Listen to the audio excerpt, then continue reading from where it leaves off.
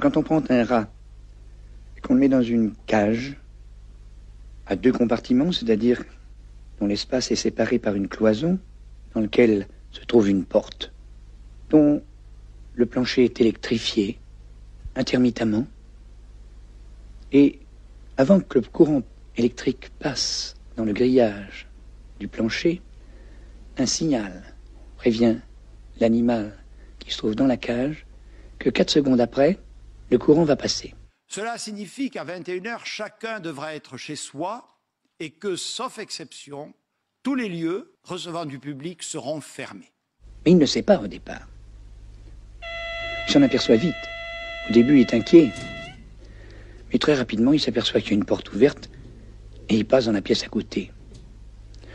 La même chose va se reproduire quelques secondes après. Mais il apprendra aussi très vite qu'il peut éviter la punition du petit choc électrique dans les pattes en passant dans le compartiment de la cage où il était au début. Cet animal, qui subit cette expérience pendant une dizaine de minutes par jour, pendant 7 jours consécutifs, au bout de ces 7 jours, va être en parfait état, en parfaite santé. Son poil est lisse, il ne fait pas d'hypertension artérielle, il a évité par la fuite la punition. Il a maintenu son équilibre biologique. Comme pendant le confinement, certains des... Ce qui est facile pour un rat en cage est beaucoup plus difficile pour un homme en société. Dans cette seconde situation, la porte de communication entre les deux compartiments est fermée. Le rat ne peut pas fuir. Il va donc être soumis à la punition à laquelle il ne peut pas échapper. Cette punition va provoquer chez lui un comportement d'inhibition. Il apprend que toute action est inefficace, qu'il ne peut ni fuir ni lutter. Et cette inhibition, qui s'accompagne d'ailleurs chez l'homme de ce qu'on appelle l'angoisse, s'accompagne aussi dans son organisme de perturbations biologiques extrêmement profondes.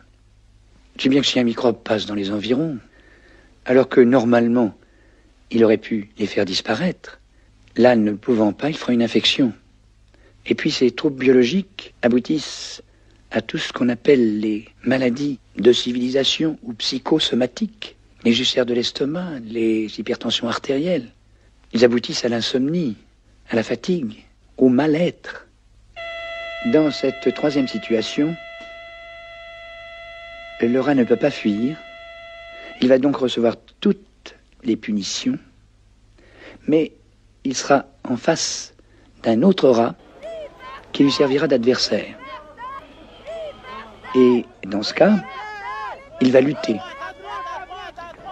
Cette lutte est absolument inefficace. Elle ne lui permet pas d'éviter la punition, mais il agit. Un système nerveux, ça ne sert qu'à agir. Ce rat ne fera aucun accident pathologique de ceux que nous avions rencontrés dans le cas précédent. Or, chez l'homme, les lois sociales interdisent généralement cette violence défensive. Cette situation dans laquelle un individu peut se trouver d'inhibition dans son action, si elle se prolonge, commande à toute la pathologie. Quand son agressivité ne peut plus s'exprimer sur les autres, elle peut encore s'exprimer sur lui-même, c'est-à-dire qu'il dirigera son agressivité sur son estomac, où il fera un trou, un ulcère de l'estomac, sur son cœur et ses vaisseaux, il fera une hypertension artérielle, quelquefois même des lésions aiguës qui aboutissent aux maladies cardiaques brutales, les infarctus, des hémorragies cérébrales, ou des urticaires, ou des crises d'asthme. Il pourra aussi orienter son agressivité contre lui-même d'une façon encore plus efficace. Il peut se suicider. Et quand on ne peut pas être agressif envers les autres, on peut par le suicide être agressif encore par rapport à soi.